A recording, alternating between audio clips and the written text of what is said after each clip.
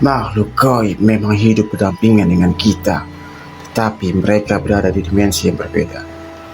Terkadang ada juga makhluk gaib yang mempunyai ilmu batin seperti manusia. Mereka pun juga belajar, bertapa dan mendalami ilmu layaknya paranormal di kehidupan manusia.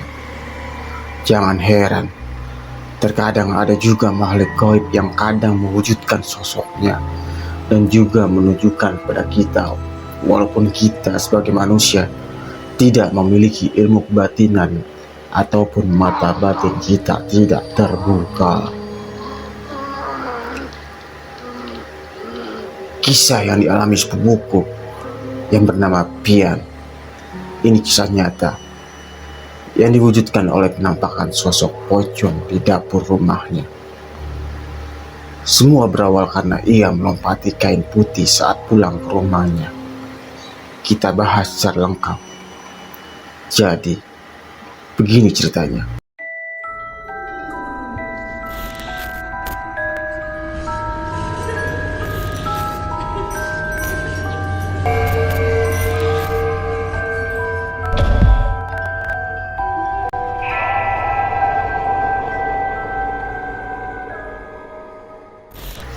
Assalamualaikum warahmatullahi wabarakatuh. Kembali lagi bersama Sonjo Misteri. Kali ini kita akan menceritakan kisah yang dialami sepupuku yang bernama Pian. Berawal ketika ia pulang dari warung internet atau kita biasa sebut warnet. Ya, pada masa-masa warnet masih ramai dikunjungi oleh para anak-anak muda untuk bermain game online. Pian yang hobinya ke warnet untuk bermain game online, tidak terasa waktu sudah menunjukkan pukul 10 malam. Ia pun bergegas pulang dengan berjalan kaki karena wanita pun tidak jauh dari rumahnya tersebut. Karena sudah malam dan melewati gang yang sempit, gelap dan juga sepi, ia pun lari di gang sempit tersebut. Ketika ia melewati pohon jambu, ia pun tidak sadar bahwa ada kain putih yang ia lompati. Karena pada saat itu keadaannya gelap dan ia pun dalam posisi lari. Ia tidak sadar kain putih apa yang ia lompati. Ia pun sempat berhenti sejenak dan menoleh ke belakang kain putih itu. Alangkah kagetnya ternyata tidak ada apa-apa di tanah. Dengan pikirannya tidak mau ambil pusing, ia pun tidak menghiraukannya. Mungkin hanya perasaan dia saja. Dan ia pulang ke rumah seperti hari-hari biasanya. Dan ternyata kejadian melompati kain putih tersebut adalah awal dari kisah menyeramkan yang dialami Pian, sepupuku ini. Keesokan hari atau beberapa hari kemudian, saat itu kejadiannya malam, Pian yang terbangun dari tidurnya tidak tahan karena ingin buang air kecil. Ia pun langsung bangun dan segera ke toilet untuk buang air kecil.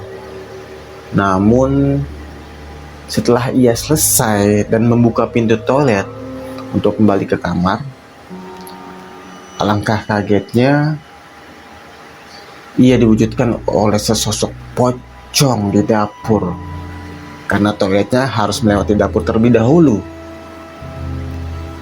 Pocong yang berdiri tegak dengan posisi membelakangi sepupuku itu, dengan dada yang berdegup kencang dan kaki yang bergemetar, ia tidak bisa bergerak dan berteriak. Tetapi setelah beberapa saat, ia pun bisa lari dan masuk ke kamarnya. Ia langsung menutup seluruh badannya dengan selimut dan dia tidak mau melihat. Karena katanya lebih baik dia merem daripada harus melihat pocong itu lagi. Keesokan harinya, belum sempat ia bercerita kepada ibunya. Tetapi ibunya menceritakan pengalamannya terlebih dahulu, diwujudkan oleh sesosok pocong juga ternyata. Dan ibunya pun melihat sesosok pocong di halaman tetangganya, karena posisinya ada jendela di ruang tamunya. Entah kenapa hordeng di jendela itu terbuka, dan ibunya pun penasaran ada putih-putih di teras tetangganya.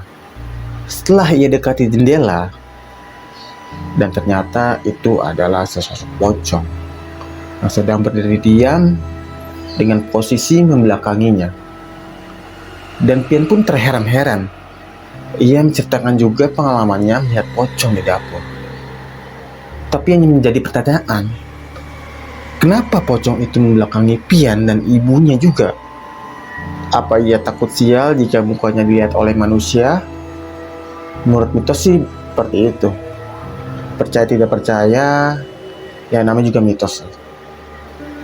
Oke teman-teman, cukup sekian cerita misteri kali ini. Pengalaman melompati kain putih, awal dari sebuah petaka yang menyeramkan. Jika kalian suka dengan video ini, kalian bisa like, dan jika kalian ingin berbagi pengalaman, kalian bisa komentar di kolom komentar. Sampai jumpa di cerita misteri selanjutnya. Wassalam.